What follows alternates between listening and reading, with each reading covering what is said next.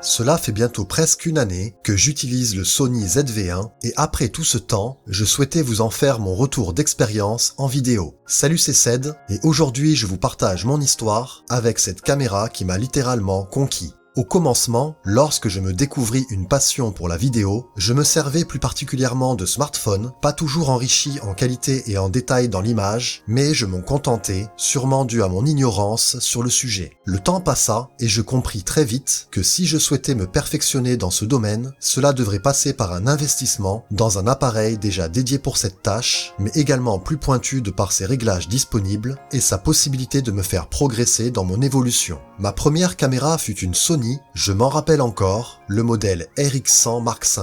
J'ai adoré me servir de ce dernier, mais à l'époque, je n'étais pas forcément connaisseur et pensais que pour évoluer, ce n'était peut-être pas le modèle de prédilection. Par la suite, je suis passé sur du matériel Panasonic, relativement abordable, et je fus conquis par un Lumix G7 en occasion que j'équipais d'un objectif Sigma 16 mm 1.4.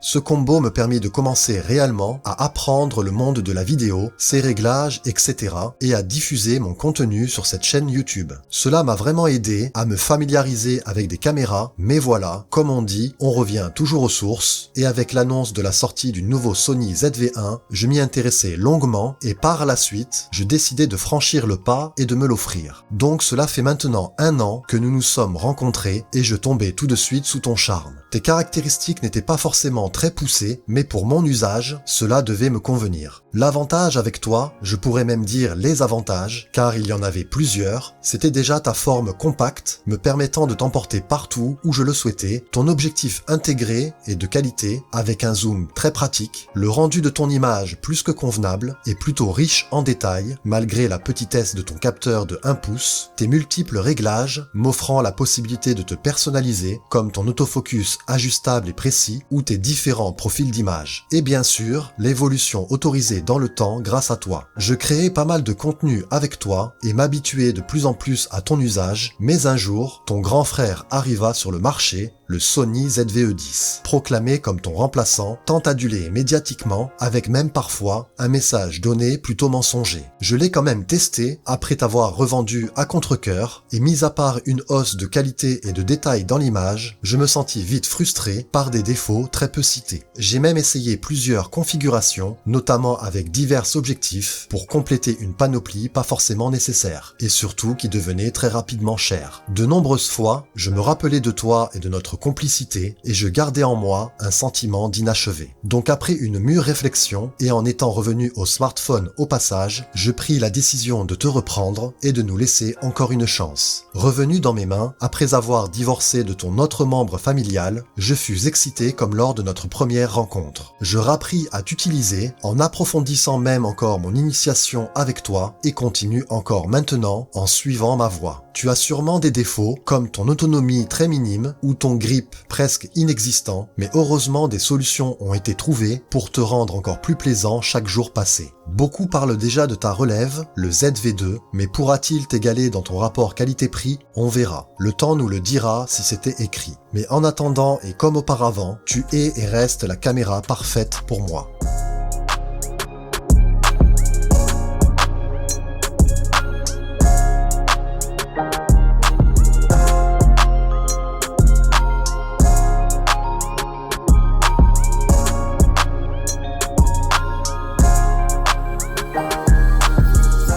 L'année dernière, Sony nous surprenait avec leur modèle milieu de gamme, le Xperia 10 Mark III. Un design réussi, en toute simplicité, mais efficace, des caractéristiques modestes mais suffisantes, et pour un tarif plutôt correct. Aujourd'hui, avec l'annonce de son remplaçant, le Xperia 10 Mark IV, qu'en est-il? Je vous propose, en attendant...